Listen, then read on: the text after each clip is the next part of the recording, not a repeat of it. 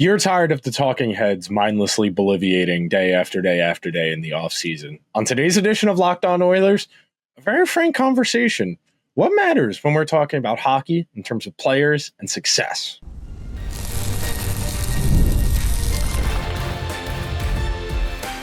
You are Locked On Oilers, your daily podcast on the Edmonton Oilers, part of the Locked On Podcast Network, your team every day. Hello, everyone, and welcome to this Wednesday edition of Locked On Oilers. I am your host, Nick Zararis. I just finished my third, and this upcoming fall will be my fourth NHL season as a host on the Locked On Podcast Network, and I want to thank everyone that is making Locked On Oilers their first listen of the day here in the dead of summer, where there's not a whole lot going on in the hockey world. In today's edition, Locked On Oilers is brought to you by our friends over at FanDuel, where right now new FanDuel customers can get $150 in bonus bets if your first $5 bet wins. So on today's show, we're going to have a very overarching and wide-framing conversation about the state of media, what matters in our conversations, and I'll take you behind the curtain and walk you through how I think about these things. And as always, when we're talking about these big philosophical discussions, I don't want to tell you what to think. I'm going to try and lay out as much information as I can for you, and you make the actionable decision. You know, that's my goal. I very naively still kind of believe that's the end goal of media, at least responsible media, is you give your audience as much actionable information based on the best available version of the truth, and you build your credibility. And when you're wrong, you take accountability. You admit you're wrong. You issue a correction. You fact check yourself. You show accountability, because that's an integral part of this. And that's where we can start this conversation in our opening segment. So to start things out, we are watching a massive shift in the media and economic landscape over the last 10 to 15 years. The widespread adaptation of social media, and obviously you know this, I know this, the secret to why social media is free is you are the product. The genius of Facebook, of Twitter, of Instagram, of TikTok is you are selling yourself. The company that owns that application, that website, they're not paying you a salary. You are posting content, and you are doing it because you want to be famous. You have good ideas. You're crazy, whatever it is. You know, everybody's on social. You're bored at work. Everybody's on social for different reasons, trying to accentuate different things. But as we have watched a class separation emerge on these various platforms, and how people recognize that there are paths to certain career opportunities based on social media growth, where you have people who have normal day jobs that you would get a W-2 for. You go to an office, you work your 40 hours, you're 9 to 5, you get your health insurance. If you have a decent job, you get a 401k match. Social media and influencer culture and content creator culture tells you you can be your own boss. You can work as much or as little as you want, but if you make it, you have credibility. Who you are as a person, that is your personal brand. And there's no better encapsulation of the state of the world right now that you aren't a person anymore. You are a potential brand partner for a partner. You know, you do well enough on social media, brands will send you free stuff. They'll give you their product for free, so you'll put it in one of your videos. And, well, is that advertising? Is that just it? And that's where you start to get into this. And I started on this end of the spectrum in this conversation because my notes are actually more about the legacy media side of things, because that's the secret sauce here, is when you understand that the legacy media entities, so down here in the United States, your New York Times, your CNN, obviously those are international brands, but in the United States, CNN, the New York Times, in the sports media world, ESPN to a lesser extent, but Fox Sports has a fleeting operation on television, and then up in Canada, of course, Sportsnet, TSN, and all the affiliate brands where you have the offshoots, the lifestyle brands like Bar Down, Steve Dangle, etc. All of those entities have obligations to create content on a routine basis. This show, we have a professional obligation to produce episodes on a certain number of per month, per week, etc., to meet advertising requirements. In the sports media world, when you watch TV, whether it's a game, whether it's just programming, sports-centric analysis programming, you are getting commercials. The more people that watch these shows, the more they can sell the advertising space for. Now, these shows that are on during the day, everyone's at work. A First Take is not doing incredible numbers, but Stephen A. Smith, who I point the finger at as being the biggest culprit of this dumbing down and this contentification of journalism, he's the one who recognized that I don't need to be smart, I don't need to be right, I don't even need to be entertaining. I just need to be loud. I need to get attention, and I need to make myself the biggest possible story I can. And that's why you have Stephen A. Smith getting into these debates with professional athletes as if they're on equal footing. Like when Kevin Durant called him wrong for some news he said, instead of Stephen A. Smith admitting I had maybe got bad information, he told Kevin Durant, "You don't want to make an enemy out of me," like he was in the mob or something, which is crazy to me. But the reason I start here, and why I think the context and the background is useful for this episode, we all operate in that world now, where even if you're a legacy journalist, if you're Larry Brooks at the New York Post, who's been writing about hockey for 40 years now, you still have to do video podcasts. You still have to film short form videos that someone else edits and puts together for social media. If you're a legacy media person at the New York Times, you are encouraged. Work on your brand. Make TikToks, make Instagram reels in your free time. Let people get to know you. And if they like you, maybe they'll subscribe to the newspaper. And we exist in a world now where everything is for sale, including you, including your humanity. If you are willing to post it online and enough people resonate with it or like it, you can make a living selling yourself. And that's really the ethical conundrum of our day, and why, Stephen A. Smith got caught playing solitaire during the NBA Finals, because he doesn't care about sports anymore.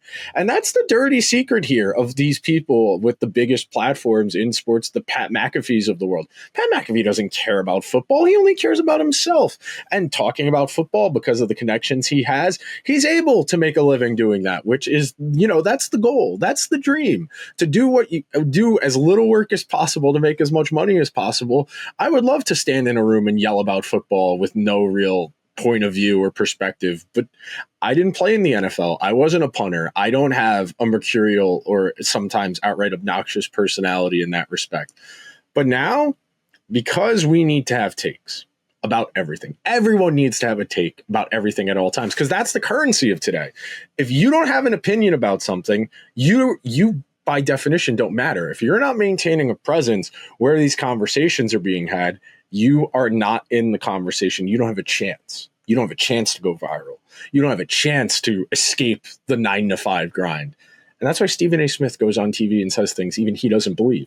It's why he doesn't do research. It's why he gets handed a note sheet at the start of a show, and he'll argue whatever points are in front of him, and that's it. There's no rhyme or reason. And I start here and attacking individual people because what we operate in now is what I call ring culture, where if you don't win a championship, you do not matter. Your legacy has a tinge of skepticism. You are viewed as being less talented or less good than your contemporaries because you did not win in a team sport. And as we all know, in team sports, one guy cannot do enough. And we're going to get to in a minute the sliding scale of one guy and how much one guy can make a difference in our next segment. And then our final segment, we'll talk about something else. But just think about that there are genuinely people out there right now who are listening to this episode who are going to say in the comments, well, Connor McDavid hasn't won a Stanley Cup, so he can't be an all-time great. Do you hear yourself? This is a team sport. Look, if this is golf, if this is tennis, if this is an Olympic sport, okay, yes, you can say tennis player X is not an all-time great because they've never won Wimbledon. They've never won a French Open. Same thing with golf. If you never win a major, you never win 2-3 majors, you can't be an all-time great. You never won anything. Team sports are fundamentally different. And especially in hockey, where the superstars are expected to do so much because they are the great in efficiency, you end up in these very weird conversations where people act like winning is the only metric to evaluate players. Speaking of winning, we are going to take our first break on today's edition of Locked On Oilers. And when we come back, I'm going to make the kind of crazy argument that I don't even necessarily wholly believe, but I do to some degree, that no, winning is not everything. Coming up next on today's edition of Locked On Oilers. Summer sports are in full swing, and whether you're all about baseball under the lights, golf on the green, the WNBA, or high-stakes soccer, FanDuel is the best way to make every game even more exciting. You're already following the action. Why not spice things up and make it more thrilling? With FanDuel, you can get in on the game while your friends are getting sunburnt out at the beach. FanDuel makes it so easy to stay in the action, whether it's before the game starts or after action begins with live betting. If you're like me and you're going to a game, I went to the Met game last night, you got to get a little something in the game to make it all the more exciting. Whether you're placing a same game parlay or riding out, sweating it out in the bottom of the ninth, FanDuel makes it feel like you're part of the action. And if you're new to FanDuel, there's never been a better time to sign up because new customers can bet just $5 and you'll get $150 in bonus bets if your first bet wins. Open the FanDuel app today or visit FanDuel.com to get started. Thank you to everyone who is hanging out on this Wednesday edition of Locked On Oilers. So, programming note, I will be going on vacation next Wednesday, the 13th, through the following Wednesday. There will be content during that period of time. If there is any significant news of consequence, I will do my best to record probably a short because I won't have my full suite of software to edit a long form video, the 30-minute episode we usually do. So I will do my best to have a short for you should Connor McDavid agree to his extension, should the Oilers contract from the NHL, should Stuart Skinner magically learn how to play goalie. I'll do my best to get something for you, but my goal is to give you guys these types of conversations. And there's no better time for these overarching philosophical conversations than in the summer, because this is a natural period of reflection when you operate on the hockey calendar. When you work September to June, July and August are your January and December. Those are your new year period where you're going to start to think, okay, I did this last year. Where do I want to be? And I had a really good conversation with one of my friends over the weekend. We were talking about this in the context of the New York Rangers. So the Rangers missed the playoffs last year after entering the season as the fourth best odds to win the Stanley Cup. And one of the conversation points we had was, well, if all 32 teams are trying to win and only one team wins the Stanley Cup at the end of the year, do the other 31 teams by definition mean they had a failing season? And I think the answer is no. I think there are some times losing the Stanley Cup is a failure of not winning the Stanley Cup is a failure of a season. Like, for example, in the context of the Oilers last year, not winning the Stanley Cup, that is a failing season. They had as much leverage as they possibly could. They got back there for the second year in a row. They got there faster and more convincingly this time than they did last year. And because of that, it puts you in an awkward position where we have to find ways to extract value in our perception of these things. There's a baseline understanding that the end goal is to win. And I'll give you my criteria, my personal feelings in the next segment, because I do think it matters when I'm having this conversation. But for example, you look at, say, the Washington Capitals, Montreal Canadiens, Ottawa Senators. All three of those teams obviously did not win the Stanley Cup last year. I think you would be very dumb and short-sighted to say the Canadiens and Senators had failing seasons because they didn't win the championship. Ditto the Washington Capitals. I think when you are a team that is in that ascending period, like Ottawa, like Montreal, making the playoffs, giving a good team a scare in the first round, that's a pretty successful season. Of course, you'd like to go to the second round. You'd like to win the whole thing. But when you are talking about evaluation, your criteria, if you're doing a performance review, the Senators and the Canadiens both took real steps. The Senators made the playoffs for the first time in 7 years. The Canadiens made the playoffs for the first time since they lost the Stanley Cup final. That is real progress.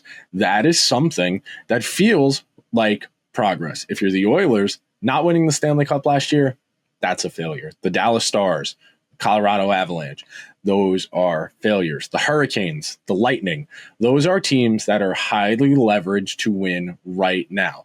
They do not have long runways. Montreal arguably has a pretty nice upward trajectory to go from here. They made the nice 2 trades. They brought in Noah Dobson. They traded Logan Moliu for another player, and they put themselves in an interesting position now where I feel like Montreal has more room to go on that upward slope before they eventually plateau.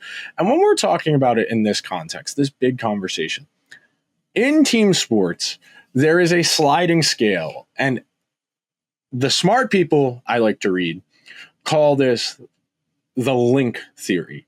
You can either be a strong link sport or a weak link sport. In a strong link sport, the best player is so impactful that they drive the outcomes.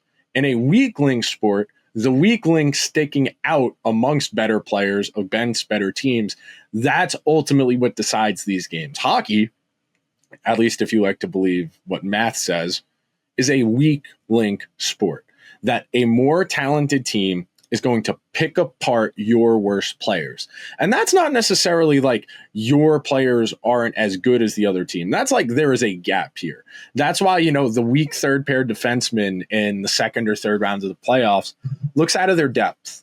That's why when you put the Carolina Hurricanes against the Panthers in the conference final and you had Jackson Blake out there against Brad Marchand, it didn't look so good because hockey is a weak link sport. That's in direct contrast to basketball, where if you just get LeBron and Luka Doncic on your team, you probably make the playoffs if everyone's healthy. You need 2 stars in basketball. You're only going to use, in basketball, you have a 15-person roster, but only 12 dress for a given game. Most of the time, you're going to run an 8 to 9-man rotation in the regular season. In the playoffs, that's probably 7 or 8-man rotation. And there are just fewer opportunities for guys to make impacts. Football, I go back and forth on whether it's a strong or a weak link sport. I think it's more of a weak link sport. I think the most textbook example of that, of course, being the Super Bowl a couple years ago when the Chiefs played Tampa Bay in Tampa Bay. I think that was spring 2020 or 2021, where Tom Brady and the Bucs destroyed the Chiefs because Mahomes was running for his life between 2 backup tackles. And Mahomes is the best quarterback in the world, more likely than not. But with 2 really bad offensive tackles, there was nothing he could do. This is I think football is a weak link sport. You think about Drew Brees, all those years he was throwing for 4,500, 5,000 yards on the Saints, and they would win 6 or 7 games because the defense was so bad, because the special teams was so bad. And we get to hockey. Hockey is undoubtedly a weak link sport, and you can poke at it a million different ways if we're talking about the Oilers. Whether that's their bottom 6, whether that's Stuart Skinner, whether that's their third defensive pair, the more you poke those guys over time with a real talent gap the way Florida has, it becomes harder to win. And look, the last real point I want to get in here before we move on, what do we care about? What do we value? I personally, and I'm not going to get ahead of myself because that's what next segment's about, but if winning cannot be the be-all, end-all because only one team wins the championship at the end of the season, that means we need to change the language we use. That means we need to reframe our perspectives on what we care about to some degree, because right now we exist in a win or you're a loser conversation. And look, yes, technically speaking, if you lost the game, you are a loser. But you can't tell me Josh Allen had a bad season last year. You can tell me Lamar had a bad season last year because their teams didn't win the Super Bowl. Those guys were out of their minds. Lamar should have won the MVP for the 3rd time. Josh Allen should have won the MVP 2 years ago. You have those guys. You have Joe Burrow on the Bengals, the Bengals were awful last year, but Burrow tried his darndest to get them in the playoffs. And that's the way I think about this, because there needs to be something in the attempt. The attempt needs to be worth something, because most of our lives, most of our days, and I talked about this yesterday, most of our lives is about the process. It's not about the end result. It is about the process. How did we get here? Did we give our best, most honest, integral effort? And if we gave everything we had and we still lose, you got to live with that. That is the type of thing that will drive you insane. Coach Taylor very famously in Friday Night Lights, every man is going to have a day he's going to lose. And it's important as you as a person that you don't lose yourself when you lose, because that's where you run into real moral problems. And obviously, moral versus ethical versus print, all these are theoretical. These are all on a sliding scale. Everyone's values are different. Speaking of everyone's values being different, coming up next, I'm going to walk you through how I think about this and maybe how you could think about this too, if you're so inclined, right after this.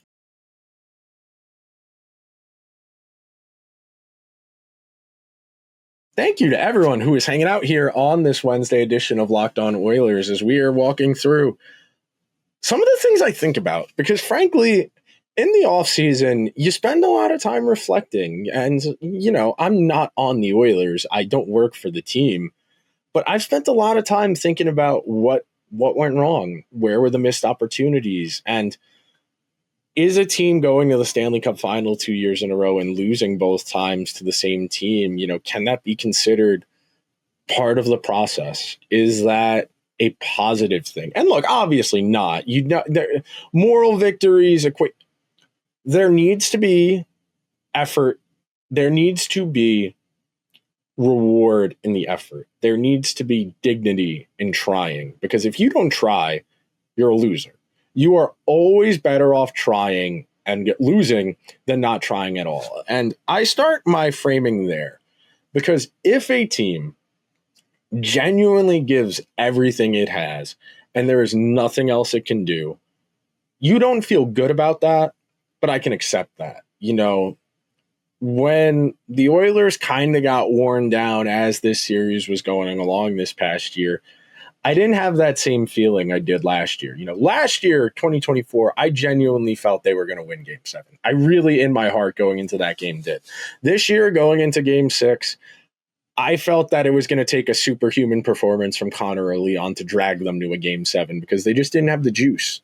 They did not have the power play. They did not have the penalty kill. They were not playing well enough to justify me feeling confident. And of course, you don't need to feel confident. Teams win games they're not supposed to. That's the variance. That's the randomness. That's just the nature of life. Sometimes weird things happen. The more variables you introduce, the more opportunities there are for weird things to happen. And as we unpack this, and I'm going to start there, that there needs to be dignity and there needs to be respect for the attempt. So if you're a good team and you genuinely gave it all you had and you still lost, okay. I felt the Oilers this year genuinely were tapped out. They did not have the horses to win this year. I think last year it was a lot closer. And I think Florida was probably a more talented team overall, but the Oilers' high-end talent was performing at such a high level that it was able to compensate for that talent disparity.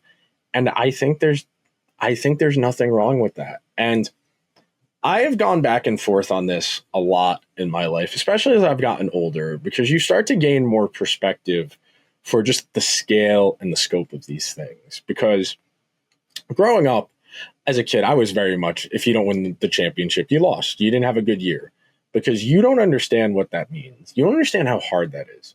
The more perspective you gain. So, I think about the Mets, my baseball team. I went to the game last night. I think about the Mets. The Mets have been in existence more than 60 years. They've made the playoffs 7 times in 60 years.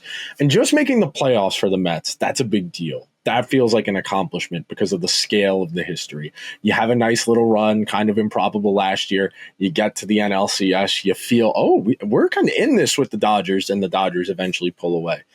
I think about it in terms of the Giants, who the New York Football Giants won 2 Super Bowls by the time I was 14 years old. And I thought, okay, football's easy. And the Giants have spent the last 10 years very much demonstrating that football is not easy, that in fact, football is impossibly hard. And you need so many things to break right to be a good football team. And I bring up those comparisons because now I think about all of the time, the money, the emotions, all of the hours I spend in front of the TV, at the rink, at the stadium, at the arena, and just how much I care. And that can't not be worth something if they don't win.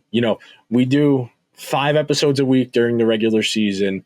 All of the hundreds of hours I've spent doing Oilers content for the Locked On Oilers feed, there needs to be meaning in the attempt. And I think it's really important that we allow ourselves the perspective and frankly the kindness that sometimes we're just going to be wrong. Sometimes we're just going to mess up. And that is part of this process. If you spend your entire life avoiding friction, you're going to run into a lot of problems being a yes man, trying to just make everyone happy, because you need to be able to stand on your own 2 feet and feel good about what you're doing. And look, sometimes you can't. Sometimes there are things that aren't justifiable. Sometimes your team makes a decision that really hurts your feelings, whether it's the type of player they bring in not being particularly good, if they've got off the ice issues, they've got scandals, and those make you uncomfortable. That's different. When we are talking about strictly, I'm going to watch 82 regular season games, and then I'm hopefully going to watch 20-something playoff games. I'm going to get something out of this. And for me, I'll give you a good example. Over the last year and change, watching Evan Bouchard make the leap from offense first defenseman to one of the best defensemen in the entire NHL, as much as the Florida fans love to pop in and say, he's not even better than Gus Forsling. Yes, he is. Yes, he is. In today's NHL, you need offense first guys. And look, Forsling has the benefit of playing with Seth Jones and having two really good defensive pairs below him in the depth chart and playing in front of Sergei Bobrovsky. You need to have perspective. And watching Evan Bouchard's emergence has been a real treat for me. Watching Vasily Podkolzin this year find his game at the NHL level. And look, he had 9 goals this year, and that was a career high, and that was exciting. And I was genuinely invested in Vasily Podkolzin by the end of the Stanley Cup final, that I felt, okay, this guy proved himself at the NHL level. This is a guy that Chris Knobloch and Leon Draisaitl trust in important situations, and he can be counted on. That is a solution. That is progress. And look, progress is not linear.